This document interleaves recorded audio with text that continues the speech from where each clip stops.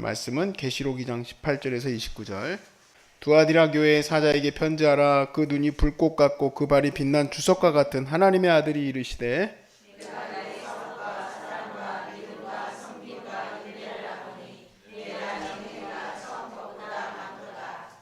그러나 너에게 책망할 일이 있노라. 자칭 선지자라 하는 여자 이세벨을 내가 용납함이니 그가 내 종들을 가르쳐 깨어 행음하게 하고 우상의 제물을 먹게 하는도다.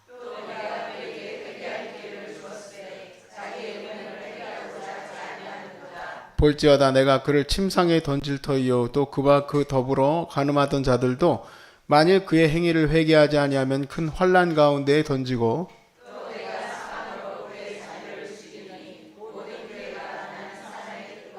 마음을 살피는 자인 줄을 알지라.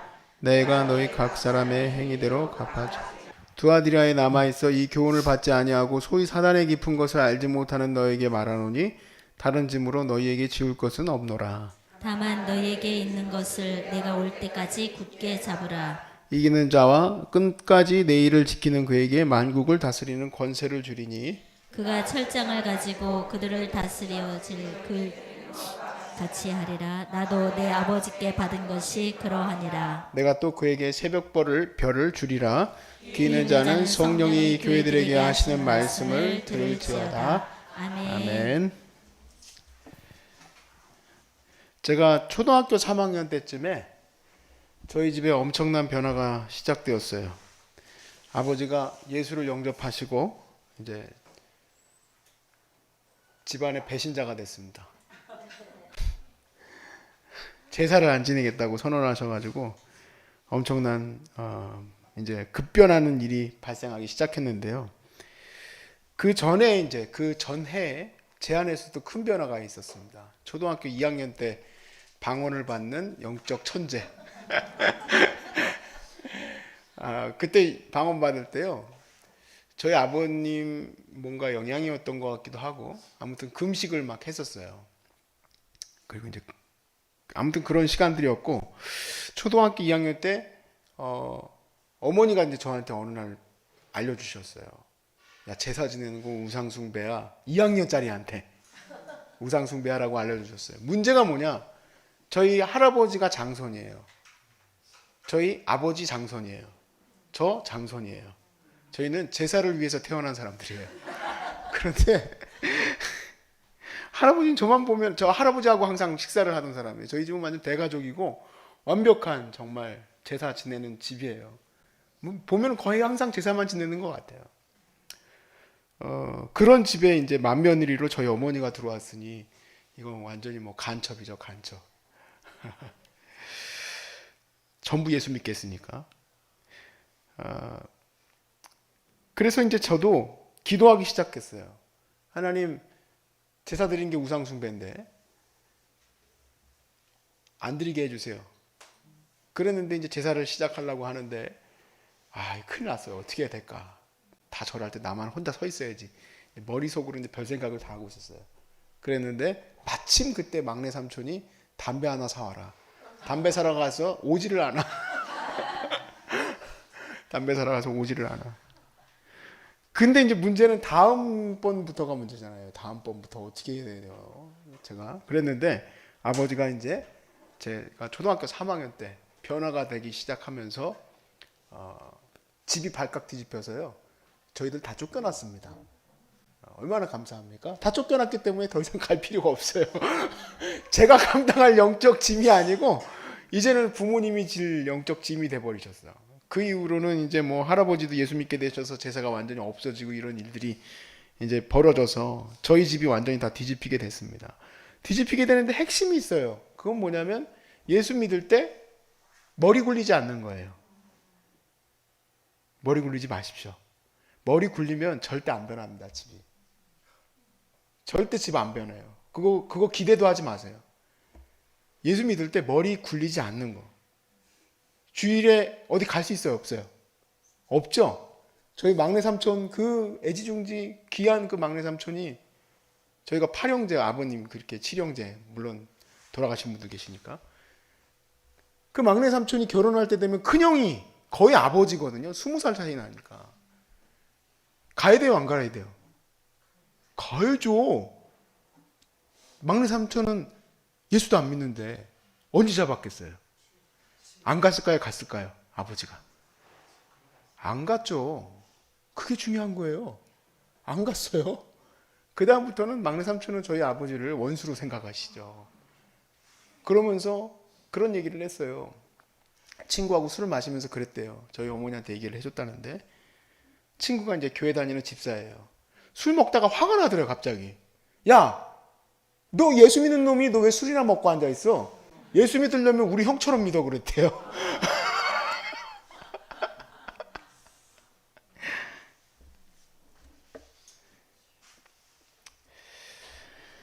오늘날 가장 중요한 부분이 사실은 이 영적인 타협이에요. 오늘 이 두 교회에, 한 교회죠, 오늘은. 이 교회에 지금 예수님께서 얘기하고 계시는 핵심이 타협의 문제입니다. 신앙 생활의 궁극은 신앙의 순결함이죠. 근데 이게 머리가 우리가 잘 돌아갑니다. 한국 사람들 특히 잘 돌아가죠. 그래서 이 말씀을 통해서 여러분 신앙의 영적인 순결함을 회복할 수 있기를 주의 이름으로 축복합니다. 영적 이김, 두아디라 교회 26절에 이렇게 얘기하죠. 이기는 자와 끝까지 내 일을 지키는 자, 이기는 자와 끝까지 내 일을 지키는 자에게는 만국을 다스리는 권세를 약속합니다. 영적인 이김. 영적인 이김이 뭘까? 영적인 이김은 세상에서 지는 거예요. 역설이에요. 세상이 짓밟히는 거고 세상에 핍박당하는 거예요. 핍박 안 당하는 게 이상한 거죠. 두아디라 교회가 믿음으로 섬기고 인내한 것을 19절에서 보니까 어떻게 되어 있습니까? 놀랍게도 칭찬하고 계세요. 19절에. 한 말씀을 읽어봅시다. 시작. 내가 내 사업과 사랑과 믿음과 섬김과 인내를 나누니 내 나중 회의가 처음 것보다 많도다. 그랬습니다. 자, 일단 먼저는 섬기고 열심히 사역하고, 여기 사업이라고 번역됐네요. 예전 버전은 또 행위라고 되어 있습니다. 어찌됐든 뭔가 액팅한 거, 그들이 주님을 섬기기 위해서 열심히 한 것들을 주님이 일단은 칭찬해 주셨어요. 더 열심히 네가 했던 것을 칭찬한다. 그러나 20절에 이제 책망할 일이 있습니다. 책망할 일은 내게 책망할 일이 있노라. 자칭 선지자라 하는 여자 이세벨을 네가 용납함이니 그가 내 종들을 가르쳐 꿰어 행음하게 하고 우상의 제물을 먹게 하는도다. 야, 저도 지금 여기 사역에서도 마찬가지고 어느 정도 룰을 세우는 것들이 있습니다. 근데 그거에서 어긋났을 때 그걸 얘기하는 게 굉장히 쉽지는 않아요. 그걸 좋아하는 사람이 어디 있겠습니까? 사람들 얼굴 붉히게 하는 일을 제가 하고 싶지는 않죠. 이세벨이라는 사람을 용납해 놓은 것은 교회 목회적으로 봤을 때 이해가 가는 부분이에요. 근데 이름이 진짜 이세벨인지 아닌지는 알 수가 없습니다. 중요한 건 뭐냐면 이거는 지금 그 아합 시대의 이세벨을 지칭해서 말하고 있는 거예요. 이세벨이 온 이스라엘로 하여금 바알 신앙과 아세라 신앙이 들어오게 만들었죠. 그것을 이제 영적으로 타협하게 만들어서 결국은 전 이스라엘이 우상 숭배 국가가 되게 만든 중심이 이세벨이에요. 이름은 되게 아름답죠. 그런데 이름은 아름다운데 아주 악독한 여인인데, 영적 이김의 첫 번째 그리고 우선순위 가장 최고는 뭐냐면 이 타협함을 우리가 이기는 겁니다. 해도 된다는 마음을 주는 것을 우리가 가차없이 잘라버리는 게 중요한 거예요. 반드시 잘라버리시길 주의 이름으로 축복합니다. 반드시 잘라야 돼, 반드시. 여러분, 왜 우리가 타협할까요? 타협하는 이유는 경제적 손실이 오기 때문에, 내게 유익이 되지 않기 때문에, 내가 불이익 당할 수 있기 때문에, 내가 욕먹을 수 있기 때문에 타협하는 거예요. 타협이라는 말은 사실 겉으로 보기에는 괜찮아 보인다 이 얘기예요. 그런데 실상은 주님의 말씀을 거역하는 거죠. 실상은. 그렇게 되니까 조금씩 우상 숭배가 들어올 수 있게 만드는 거죠. 세상의 공중권세 잡은 자가 누굽니까? 마귀죠.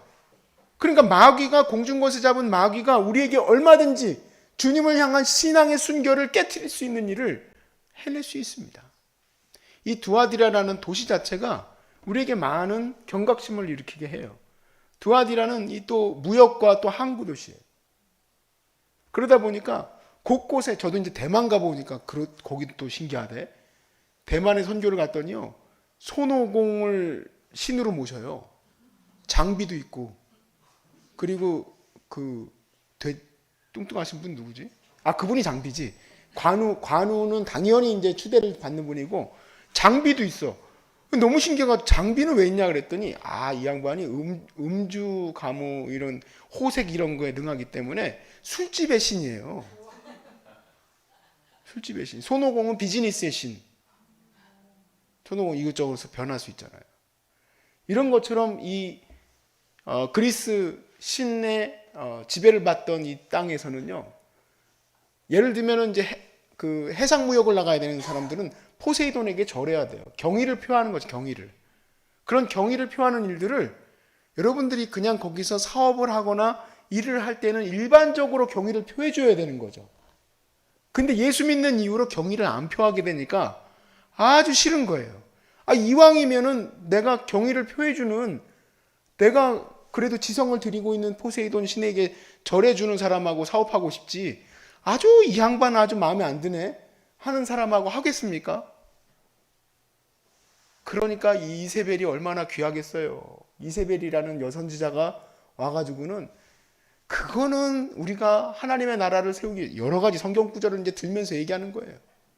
주님도 가이사랴의 것은 가이사랴에게, 하나님의 것은 하나님에게 드리라고 하지 않았느냐 하면서 성경을 계속 얘기하면서 하니까 사람들이 들어보니까 에이 아닌데 하다가도 그러니까 말이야 하는 생각이 드는 거예요. 그래서 우상숭배를 하게 만드는 거야. 우상숭배를 하게 만든 거.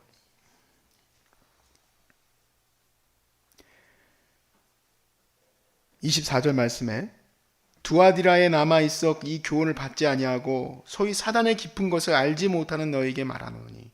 그러니까 이 마음이 끌리고 안 끌리고 막 유혹당하고 있는 너희들에게 얘기하고 있는 거예요. 이 사단의 영향력에 이제 들어가게 되면은 아예 이제 그 신앙을 버리고, 예수의 신앙을 버리고 완전히 들어가 버리겠죠. 근데 혹시나 이렇게 경의만 잠깐 표하고 마음에 뭔가 뜰뜰한 그런 마음이 있는 사람들한테 주님이 말하는 거예요. 다른 짐을 지우지 않겠으니 너 확실히 서라, 이게. 확실히 서라. 25절 말씀 같이 읽어봅시다. 시작. 너에게 있는 것을 내가 올 때까지 굳게 잡으라. 굳게 잡으라. 이기는 자와 끝까지 내 일을 지키는 그에게 만국을 다스리는 권세를 주리라. 이것이 바로 끝까지 견디고 이기는 것, 즉 세상으로부터 불이익을 당하고 어려움을 당할 수밖에 없는 이 짐을 당하는 것이 오히려 성령의 은혜 안에서 영적으로 이기는 일이라는 거예요. 타협에서 승리하는 거죠.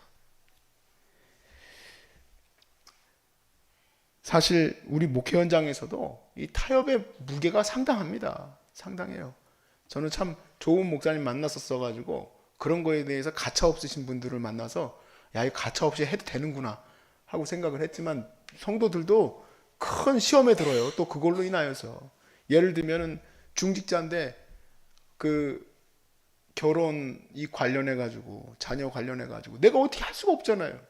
믿지 않는 저기들끼리, 딸도 아들도 교회를 안 나와. 그러다 보니까 안 믿는 사람들끼리 저기 하는데 주례를 좀 부탁하려고 하는데, 주례가 뭡니까? 세상에서 떠드는 주례가 아니죠. 예배를 드리는 거예요. 이거는 예배예요, 예배. 하나님 앞에서 드리는 예배인데 드릴 수가 없죠. 드릴 수가 없어. 또 믿지 않는 부모님이, 아예 예수를 만나보지도 않으신 부모님을 상당했는데 자기는 이 신앙으로 하겠다고 찾아오는데 그걸 어떻게 거부해요? 쉽지 않은 얘기예요. 미국에서 성평등법이 통과된 주에 있던 목사님이 이제 신문에 났었습니다만은, 성평등법이 통과된 주에서 한 목사님이 동성연애자들이 이제 사무실에 찾아온 거예요. 남자 둘이서 찾아와서는 우리 결혼할 거니까, 아예 대놓고 찾아온 것 같아요. 봤을 때 내 생각에. 주례를 해달라고 한 거예요. 난 해줄 수 없다 그랬어요. 바로 신고해버린 거예요. 그래서 2천만 원 벌금 나왔어요. 그것뿐만 아니에요. 무슨 뭐 케이크 가지고도 그렇더라고요. 제과점에 가가지고 우리 결혼할 건데 이게 우리 좀 이거 좀 만들어 달라. 보통 이제 신부하고 신랑하고 둘이 돼 있잖아요. 근데 둘 다 신랑이야. 그걸 만들어 달라. 난 못 해주겠다. 그것도 벌금 물었어요. 타협이라는 게요. 우리는 들어보면은 야, 이거 좀 쉽지 않은 얘기라는 것을 분명히 깨닫게 될 거예요.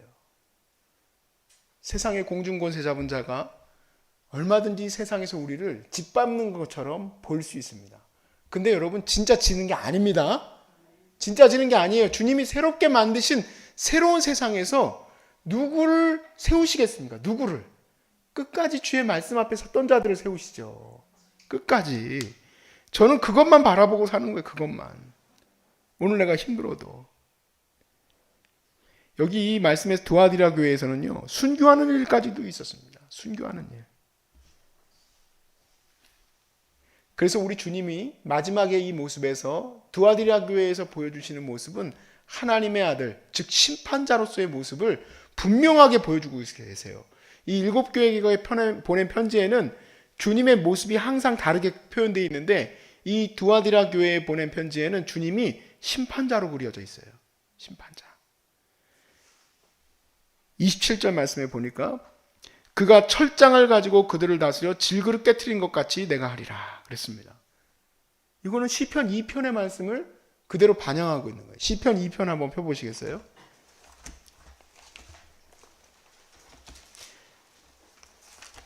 그 신학적인 배경을 가져오는 것을 제가 반향이라는 단어를 쓰는데요. 시편 2편, 영어로는 에코라고 번역하더라고요.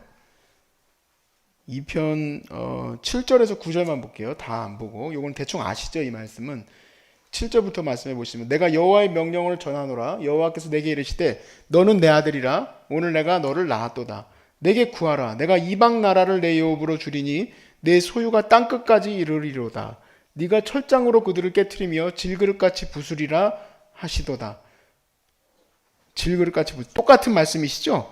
이 말씀을 쓰신 이유, 또 주님이 이것을 쓰신 이유는 진정한 군왕, 진정한 왕은 누군가, 그리고 마지막 심판주로서 이 모든 세상을 누가 심판할 것인가. 정의롭고 공의로운 나라로 통치되어지지 않고 있는데 하나님의 뜻대로 이루어지는 것이 공의로운 거잖아요. 그러지 못해서 우리가 핍박받고 어려움 당하는 거예요. 나는 왜 핍박받고 어려움 당하는가? 게으르지 않았는데, 내가 성실했는데, 주의 뜻을 따라 살아갔는데 왜 나에게 어려움이 닥칠까? 걱정하지 말라는 얘기예요. 이건 그럴 수밖에 없다라는 얘기죠. 그러니까 그 가운데서 너희들이 끝까지 이고 담대히 나아가면 영원한 통치의 은혜를 너희에게 주시겠다. 할렐루야. 그러므로 그 말씀 붙들고 여러분 타협하지 아니하고 순결한 주의 백성으로 서시길 바랍니다. 그리고 혹시 실제로 직장을 잃어버리는 일까지도 당할지라도 우리는 끝까지 감당할 수 있으면 주님이 기뻐하실 줄로 믿습니다. 아멘.